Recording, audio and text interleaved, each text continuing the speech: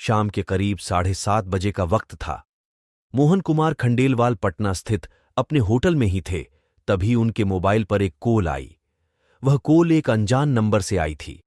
जिस तरह वह अन्य कॉल को रिसीव करते थे, उसी तरह उसको भी रिसीव करते हुए जैसे ही हेलो कहा, तभी दूसरी ओर से आवाज आई, तुम्हारे बेटे शिवम का कार सहित अपहरण कर लिया है।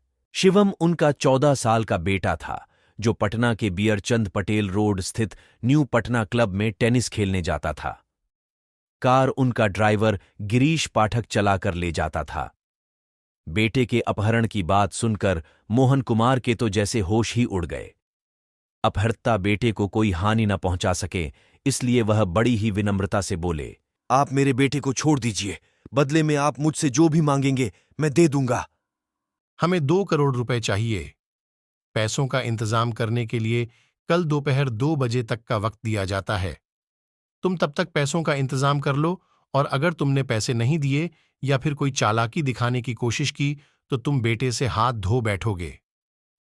अपहर्ता ने चेतावनी दी। मैं पैसे दे दूंगा, लेकिन बेटे को कुछ नहीं कहना। हमें बेटे से बात तो करा दो ताकि हमें कुछ तसल्ली आ जाए। मोहन कुमार विनम्रता से बोले।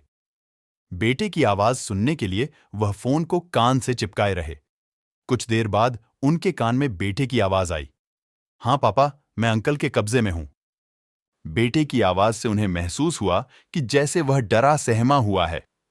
उन्होंने बेटे को हिम्मत बंधाते हुए कहा, बेटा घबराना मत, तुम बहुत जल्दी आ जाओगे। इससे पहले कि वह और कुछ कहते, दूसरी ओर से फोन डिस्कनेक्ट हो गया। उन्होंने कई बार हेलो हेलो कहा। इसके बाद भी कोई प्रतिक्रिया नहीं मिली, तो जिस नंबर से उनके फोन पर कॉल आई थी, कॉल बैक किया, लेकिन फोन स्विच्ड ऑफ हो चुका था। उस नंबर को उन्होंने कई बार डायल किया, लेकिन स्विच्ड ऑफ होने की वजह से वह नहीं मिल सका।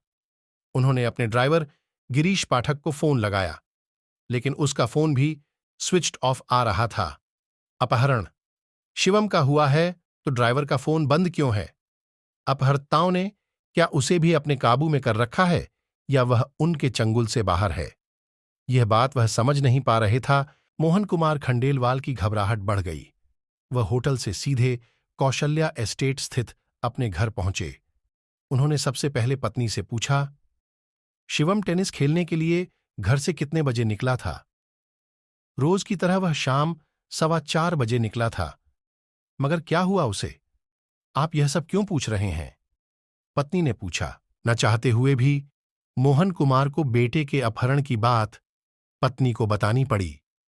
बेटे के अपहरण की खबर सुनते ही पत्नी रोने लगीं। तब मोहन कुमार ने उन्हें समझाते हुए भरोसा दिलाया कि उनकी अपहर्ता से बात हो चुकी है, जल्द से जल्द बेटे को उनके पास से ले आएंगे। जिस टेनिस क्लब में शिवम प्रैक्टिस करने जाता था, मोहन खंडेलवाल ने फोन से उस क्लब के संचालक से संपर्क किया तो पता चला कि शिवम आज क्लब में पहुंचा ही नहीं था। इसका मतलब यह हुआ कि घर से क्लब जाते समय ही शिवम का अपहरण कर लिया था। उन्होंने रात करीबन 8:30 बजे फोन से पटना के वरिष्ठ पुलिस अधीक्षक मनु महाराज से बात कर बेटे के अपहरण की बात बता दी। साथ ही जिस फोन नंबर से उनके पास फिरौती के लिए फोन आया था, वह फोन नंबर भी उन्हें बता दिया। यह 7 फरवरी 2014 की बात है। मामला अपहरण का था, इसलिए एसएसपी ने तुरंत तेज तर्रार पुलिस अधिकारियों की 3 टीमें बनाईं। तीनों टीमों के निर्देशन की जिम्मेदारी एसपी सिटी जयंत कांत को सौंपी गई। एक पुलिस टीम शहर पुलिस उपाधीक्षक सिटी ममता कल्याणी की अगुवाई में बनी थी। एसएसपी के कहने पर मोहन खंडेलवाल एसपी सिटी जयंत कांत से मिले और उन्हें बेटे के अपहरण की कहानी बता दी। मोहन खंडेलवाल ने पुलिस को बताया कि उनका ड्राइवर गिरीश पाठक ही सेंट्रो कार BRO 88/78 से शिवम को न्यू पटना क्लब ले जाता था और शाम 7 सवा 7 बजे वह टेनिस खेलकर घर लौट आता था। उन्होंने यह भी बताया कि शिवम के अपहरण के बाद ड्राइवर का फोन बंद है, इसलिए उन्होंने आशंका जताई कि शायद गिरीश पाठक ने ही अपने साथियों के साथ मिलकर शिवम का अपहरण कर लिया है। जिस नंबर से फिरौती की कॉल आई थी, पुलिस ने उस नंबर को सर्विलांस पर लगा दिया। जांच से यह पता चला कि वह फोन नंबर कर्नाटक का है और वह प्रदीप पाठक के नाम से लिया गया है, लेकिन फिरौती की कॉल करते समय वह सिम दूसरे IMEI नंबर वाले फोन में डाला गया था। पुलिस की तीनों टीमें IMEI नंबर और फोन नंबर के सहारे रात भर जांच को आगे बढ़ाने की कोशिश में जुटी रहीं। पुलिस को यह पता लग चुका था कि जिस समय अपहर्ता ने मोहन खंडेलवाल को फिरौती की कॉल की थी, उस समय उसके फोन की लोकेशन बिहार के ही भोजपुर जिले के नजदीक धनुपुरा गांव की थी। एक पुलिस टीम पटना में मुख्य जगहों पर लगे CCTV और NPR कैमरों की फुटेज खंगालने लगी। NPR कैमरे शहर के मुख्य चौराहे पर लगे थे। इन कैमरों से वाहनों की नंबर प्लेट भी पढ़ी जा सकती है। पुलिस के पास खंडेलवाल की सेंट्रो कार का नंबर था, इसलिए वह इन कैमरों से यह जानने की कोशिश करने लगी कि वह सेंट्रो कार किस तरफ गई है। उधर बेटे की चिंता में खंडेलवाल दंपति को भी रात भर नींद नहीं आई। बीच बीच में वह पुलिस को फोन करके यह जानने की कोशिश कर रहे थे कि पुलिस को अपहर्ताओं और बेटे के बारे में कोई जानकारी मिली कि नहीं। पुलिस से उन्हें आश्वासन के अलावा कुछ नहीं मिल रहा था। सुबह होते ही पुलिस की टीमें धनुपुरा गांव चली गईं और अपने तरीके से बच्चे के बारे में पता लगाने लगीं। इसी दौरान पुलिस सर्विलांस टीम से खबर मिली कि जिस फोन नंबर से खंडेलवाल से फिरौती की रकम मांगी गई थी, वह नंबर कुछ देर के लिए दूसरे फोन में डाला गया था। वह फोन वही था जिसमें कर्नाटक वाला यही नंबर रेगुलर यूज किया जाता था। वह फोन कुछ देर के लिए ऑन होने पर पुलिस का काम आसान हो गया। इससे पुलिस को उसकी लोकेशन पता चल गई। उसकी लोकेशन धनुपुरा के पास इब्राहिम नगर की थी। इब्राहिम नगर में पुलिस टीमों ने घर घर जाकर सर्चिंग शुरू कर दी। तभी सुबह 6 बजे एक मकान में 2 युवक और अपहृत शिवम मिल गया। शिवम के हाथ पैर बंधे हुए थे और उसका मुंह भी कपड़े से बंधा था। शिवम को सही सलामत बरामद करने की बात जांच टीम ने SSP को बता दी। बाद में बात मोहन खंडेलवाल को भी बता दी गई। बेटे को अपहर्ताओं के चंगुल से छुड़ाने पर खंडेलवाल दंपति की खुशी का ठिकाना न रहा। वे तुरंत कोतवाली पहुंच गए। पुलिस ने जिन 2 युवकों को हिरासत में लिया था, उन्होंने अपने नाम अभिषेक सिंह और प्रदीप पाठक बताए थे। दोनों युवकों से पूछताछ करने के लिए पुलिस गिरफ्तार करके उन्हें कोतवाली ले आई।